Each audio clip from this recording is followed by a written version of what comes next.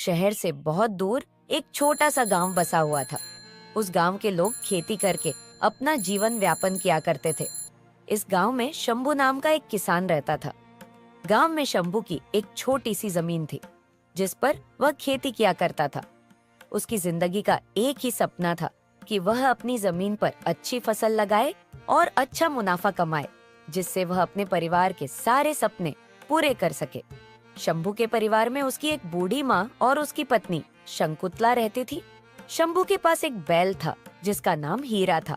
शंभू उस बैल से बहुत प्यार करता था।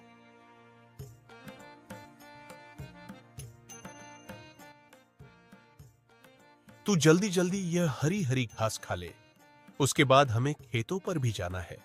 तू तो जानता ही है हमें कितना सारा काम है। इसी खेती के सहारे तो मैं अपना जीवन बिता रहा हूं।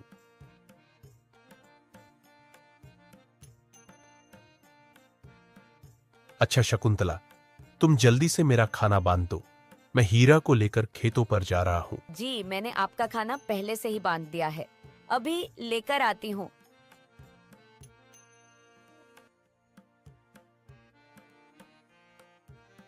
यह लीजिए अपना खाना और समय निकालकर खा लेना। और मुझे वह बीज भी दे दो जो मैं कल बाजार से खरीद कर लाया था। आज से ही मैं बीज रोपाई का काम भी शुरू कर दूंगा। ठीक है, आप यही ठहरिए, मैं अभी लेकर आती हूँ।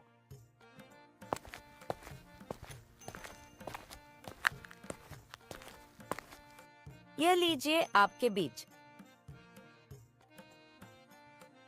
जी, मैं कह रही थी, अगर आज खेतों पर काम ज्यादा है तो मैं भी आपके साथ चलूं, आपकी थोड़ी मदद हो जाएगी। नहीं शकुंतला, तुम घर पर रहकर मां का ध्यान रखो।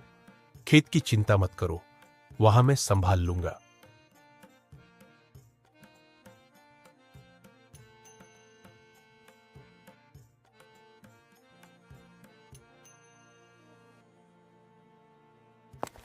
शंभू हीरा के साथ खेतों पर निकल जाता है और खेतों में काम शुरू कर देता है। शंभू को खेतों का काम निपटाते निपटाते शाम हो जाती है। चलो, खेत का तो सारा काम निपट गया, अब घर चला जाए। कुछ समय बाद हमारे खेतों में भी हरी हरी फसल आ जाएगी।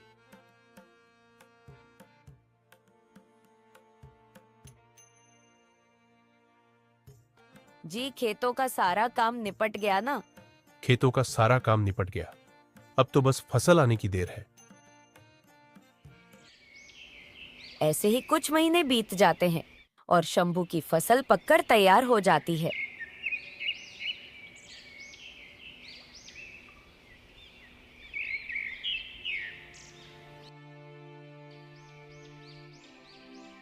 शकुंतला, मैं खेतों पर जा रहा हूं फसलों की कटाई के लिए। हाँ ठीक है, जाइए, मैं भी थोड़ी देर में आ ही रही हूँ। ठीक है शकुंतला, मैं चलता हूं।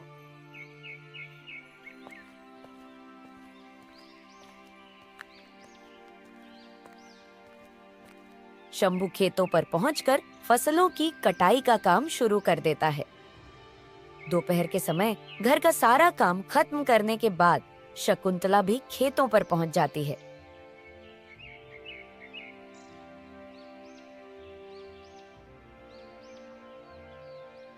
जी, आपने तो पूरा आधे खेत की कटाई अकेले ही कर डाली।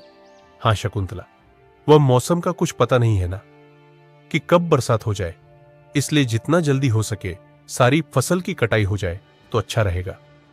हाँ, मैं भी कटाई का काम शुरू कर देती हूँ। दोनों मिलकर कटाई करेंगे तो जल्दी सारी फसल कट जाएगी।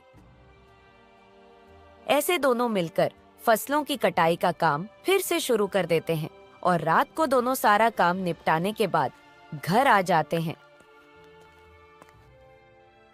अच्छा, आप हाथ मुंह धो लीजिए, जब तक मैं जल्दी से घर में कुछ पका देती हूँ।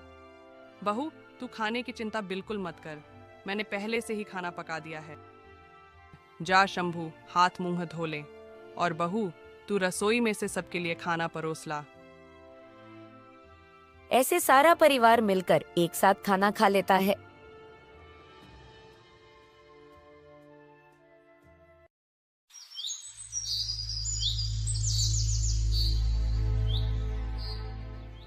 शकुंतला, मैं सारे फसलों को बाजार में बेचने जा रहा हूँ, तो घर आने में थोड़ा समय लग जाएगा। हाँ ठीक है, पर वह सीधी सड़क वाले रास्ते से मत जाएगा। क्यों शकुंतला, तुम मुझे उस सीधी सड़क से जाने को मना क्यों कर रही हो? आखिर वहीं से तो बाजार का रास्ता जल्दी आता है। वह हरिया चाचा थे ना, उनकी कल मृत्यु हो गई है और उनके घर वही रास्ते में पड़ता है, इसलिए उनके घर के सामने से जाना अपशगुन होगा। इसलिए आप कच्ची सड़क वाला रास्ता से ही बाजार जाना। अरे शकुंतला, तुम कैसी बातें कर रही हो? अब शगुन जैसा कुछ नहीं होता। मैंने तुम्हें जैसा कहा बस वैसा ही करना। कच्ची सड़क वाले रास्ते से ही बाजार जाना। बस मैं कुछ नहीं जानती। ठीक है, शकुंतला में कच्ची वाले रास्ते से ही चला जाऊंगा। शंभू अपनी बैलगाड़ी लेकर कच्ची सड़क वाले रास्ते की ओर निकल पड़ता है। काफी दूर चलने के बाद शंभू को पास में ही एक नदी दिखाई देती है। बहुत प्यास लगी है, जरा यहाँ थोड़ा रुककर पानी पी लेता हूँ। इतना कहकर शंभू पानी पीने के लिए नदी की तरफ चल जाता है। तभी वहाँ सुनसान रास्ते पर रमेश नाम का एक चोर आता है। वह देखता है कि बैलगाड़ी के आसपास कोई नहीं है और नदी के किनारे एक व्यक्ति पानी पी रहा है। वह इस मौके का फायदा उठाकर शंभू की बैलगाड़ी लेकर वहाँ से फरार हो जाता है। जब शंभू वापस आता है तो अपनी बैलगाड़ी को वहाँ पर न देखकर वह बहुत परेशान हो जाता है। उसने आसपास हर जगह देखा, पर उसे अपनी बैलगाड़ी कहीं नहीं मिलती। शंभू को इस बात का आभास हो जाता है कि उसकी बैलगाड़ी चोरी हो गई है। थक हार कर शंभू निराश मन से घर वापस आ जाता है।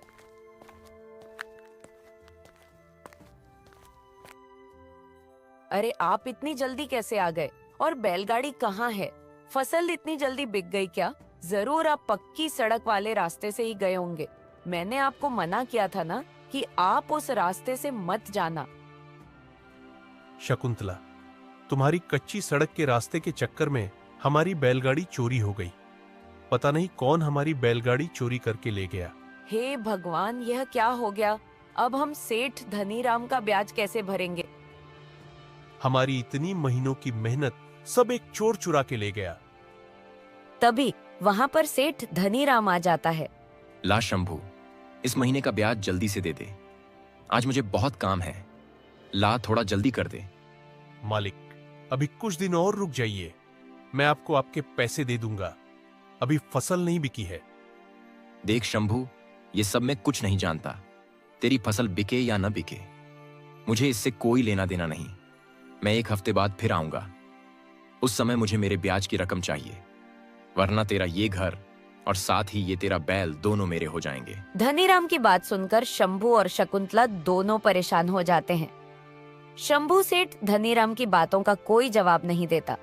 उस समय तो सेठ वहाँ से चला जाता है। उस समय तो दोनों ने थोड़ी चैन की सांस ली, लेकिन शंभू को भी यह बात अच्छे से मालूम थी कि हफ्ते तो क्या 1 महीने में भी ब्याज की रकम भरने के उसके पास कोई साधन नहीं है। उधर वह चोर बैलगाड़ी को लेकर अपने घर पहुंचता है।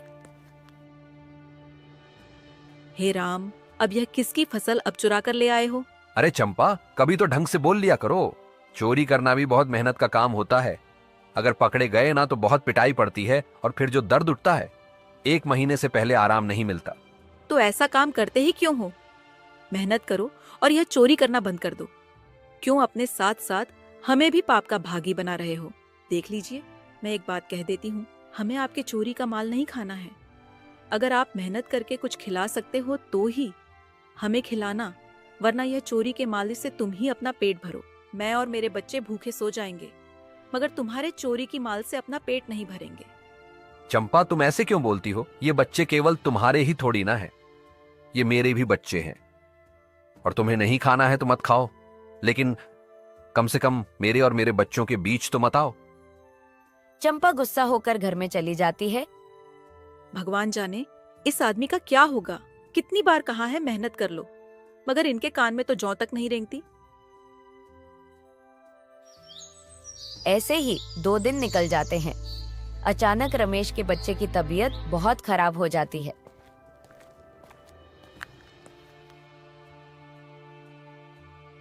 ये देखो ना, हमारे लाल को क्या हुआ है?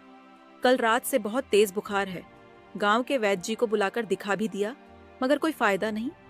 हे भगवान, क्या हो गया मेरे लाल को? ये सब आपके बुरे कर्मों का नतीजा है।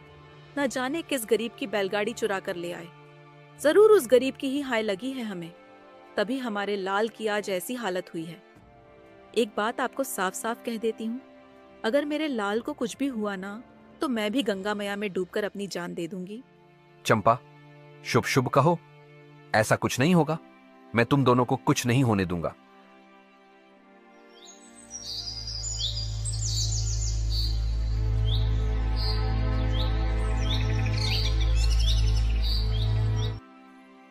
अरे शंभू, अब ला जल्दी ब्याज की रकम।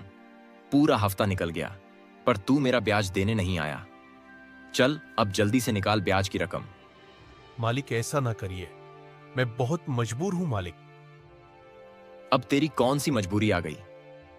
शंभू अपने साथ हुई सारी घटना सेठ धनीराम को बता देता है। तो तेरी फसल चोरी हुई तो इसमें मेरा क्या कसूर? मुझे अपने ब्याज के पैसे आज ही चाहिए, और अगर नहीं दे सकता तो अभी इस घर से निकल जा। अब से यह घर मेरा हुआ। जब तक मेरे पैसे वापस नहीं करेगा, इस घर में कदम मत रखियो। सेठ धनीराम शंभू के परिवार को घर से बाहर कर देता है। तभी वहां पर रमेश बैलगाड़ी के साथ पहुंच जाता है। रुकिए सेठ जी, मुझे माफ करना, मैंने तुम्हारी बैलगाड़ी चुराई थी। जब से मैंने तुम्हारी बैलगाड़ी चुराई है, तब से मेरे साथ बुरा ही बुरा हो रहा है। भगवान ने ही मुझे अपने कर्मों की सजा दी है। ये लो, ये तुम्हारी बैलगाड़ी और ये तुम्हारे फसलों के पैसे जो मैंने बाजार में बेच दिए थे। हो सके तो मुझे माफ कर देना। इतना कहकर रमेश वहां से चला जाता है। शंभू सेठ जी को उनका ब्याज दे देता है और से धनीराम भी अपना ब्याज लेकर चुपचाप वहां से चला जाता है। आखिरकार एक बार फिर किसी गरीब का घर उजड़ते उजड़ते बच गया।